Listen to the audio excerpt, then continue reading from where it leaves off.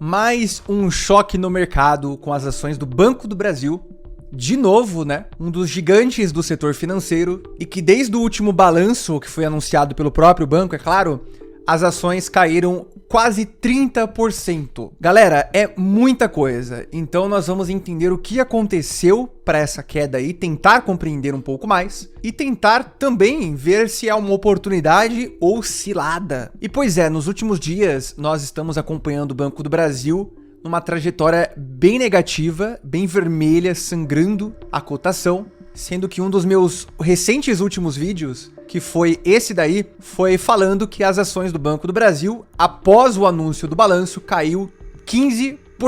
E para vocês terem noção, esses 30% de queda representam bilhões de reais em valor de mercado perdido. E antes de soltar esse balanço aí, nesse mesmo ano de 2025, as ações do Banco do Brasil estavam por volta de R$30. Soltou o balanço, o lucro caiu, a receita caiu, papum, foi para quase R$25 a cotação. E agora está cotada por volta dos R$22. E o que as primeiras análises indicam, e já indicavam antes, é que o principal fator é a inadimplência do banco. Quando a inadimplência sobe, é ruim, é negativo, e é o que está acontecendo com o Banco do Brasil. Por outro lado, tem também as receitas vindo menores, recuando, menos receita para o banco.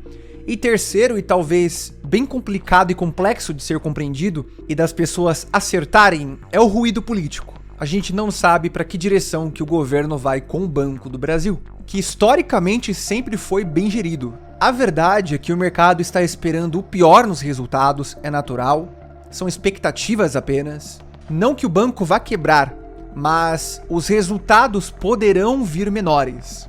Então o mercado financeiro e as casas de análises, os grandes bancos internacionais até, eles veem esse lucro, essa receita, esse retorno futuro, enxergam que não será muito positivo, muito interessante e colocam as ações com preço base lá embaixo. E é o que nós vamos ver um pouquinho mais para frente. Inadimplência é algo muito sério. Não adianta você ser dono de um banco que tem R$1 trilhão em carteira de crédito, dinheiro emprestado para os outros, e apenas 1% dessa galera paga em dia o dinheiro para você com juros, com tudo bonitinho. Imagina o rombo que você teria. E por isso que inadimplência é complicado. Inadimplência trata-se de alguém que não está pagando de maneira correta, de maneira esperada, o dinheiro que pegou do banco. O que não significa que essas pessoas pagarão atrasadas, mas sim que elas também podem dar calote, dar default, o título ir a zero. Não vou pagar mesmo, e que se dane. Literalmente isso. E sobre o ruído político, sempre teve esse risco. É uma empresa de sociedade mista, o governo tem uma fatia muito relevante do Banco do Brasil, só que nesse exato momento, todo o mercado e os investidores internacionais estão olhando com um olhar bem ruim aqui para o Brasil em questão à política fiscal e política econômica. Porque o governo federal está sedento por dinheiro, enquanto isso o Fernando Haddad está falando em taxar o mercado financeiro, taxar LCI, LCA, fundos imobiliários, aumentar impostos sobre o juros sobre capital próprio das ações. Em um país que tem muitos impostos comparado com outros países, um retorno muito baixo e que acaba sufocando cada vez mais a população, afetando em muito até a Bolsa de Valores. E o ponto é, será que o governo federal poderá usar o Banco do Brasil para tapar buracos? É esse que é o medo do mercado. Eu torço que não, gosto muito da gestão do Banco do Brasil, mas pode ser que aconteça. E isso tem que estar no preço, porque é uma estatal. E falando sobre rebaixar o preço das ações base, o Goldman Sachs mesmo, um banco gigantesco, mundialmente conhecido, manteve a recomendação para o Banco do Brasil como neutra, nem bom nem ruim, não faz nada, é neutra. Mas o mais importante é que eles reduziram o preço-alvo do banco, de R$29 para R$25. Pode parecer pouca coisa, só que é assim que começa. Olha, eu recomendo o Banco do Brasil a R$30, R$30 tá barato, compra.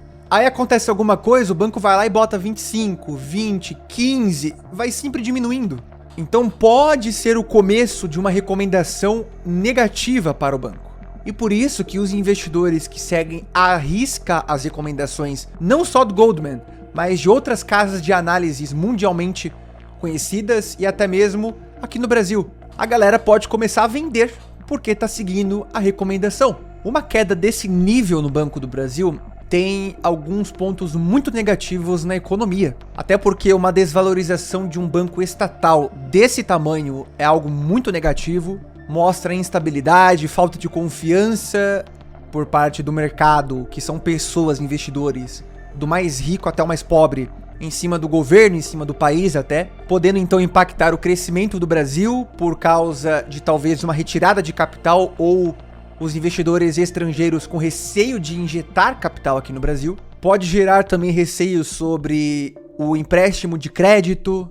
E já do lado de investimento, de mercado mesmo, as ações do Banco do Brasil caírem mexe em todo o ecossistema de investimento. Porque tem muitos fundos de investimento, não é só você, pessoa física, que investe. Tem pessoas jurídicas e tem fundos de investimento também. E toda essa galera, essas entidades que possuem as ações do Banco do Brasil, estão perdendo valor dependendo da exposição que estes têm no banco. E isso afeta quem? Os cotistas, obviamente. E para quem já tinha a ação por preços mais altos do que os atuais, pode com certeza enfrentar uma desvalorização bem violenta. Como nem tudo é notícia ruim, parte boa é que essa desvalorização em um banco que historicamente é barato e é bem gerido, que paga muito dividendos, pode ser uma oportunidade de compra. O Banco do Brasil pode estar em liquidação, acredite ou não. Eu não estou aqui para recomendar compra e venda de nada, até porque eu não posso fazer isso. Estude por conta própria, procure profissionais, mas o Banco do Brasil é um banco que historicamente é bem robusto, apresenta resultados sólidos. Por ser estatal, assim como todas as demais, é descontado, tem uma base muito forte no agronegócio, em prestar dinheiro para o setor agro. Então o que a gente tem que ver aqui é o seguinte, é um problema pontual ou é um problema que vai durar muito tempo? É um problema estrutural, é um problema de governança, é um problema de gerência, problema até mesmo político, tá tendo intervenção, o que tá acontecendo? A resposta, se isso é uma oportunidade ou não, é um grandíssimo como sempre, depende. Se você tem carteira, por que você comprou? E se você não tem, você acha que há margem para o banco? Eu particularmente estou só observando, vou esperar o próximo balanço, tenho zero pressa. Tô perdendo uns 20 e poucos % pelo meu preço médio. Já tive Banco do Brasil, vendi, fiz muito dinheiro com o Banco do Brasil. Depois recomprei por um preço um pouco acima. Um pouco acima não, né? Um pouco bastante, né? E agora estou perdendo dinheiro por enquanto, porque não vendi minhas ações. Mas na minha visão, Banco do Brasil é muito bom, continua bom. Eu só quero realmente esperar o próximo balanço para ver se as ações cairão mais do que o esperado ou se vão manter. Mas o fato é, isso assusta muita gente. Uma queda de 30% somado, né? Foram bastante dias, assusta os investidores. A pessoa que teve a recomendação de Banco do Brasil por ser uma empresa sólida, é um banco, e viu aquela queda brusca, deve estar assustada, apavorada hoje. E é por isso que é sempre bom alinhar os seus interesses, tá certo? O que eu tenho pra falar aqui é que isso não é nada demais, super natural e normal acontecer isso no mercado financeiro, e ainda bem que há essas oscilações. Para algumas pessoas isso pode ser traumatizante e para outras pode ser a oportunidade do século, que vai garantir a aposentadoria das futuras gerações até. Então estude bastante, se tiver dúvidas sobre o Banco do Brasil ou sobre esse vídeo aqui, precificações, qualquer coisa, coloca nos comentários que a gente conversa. Valeu, até o próximo vídeo.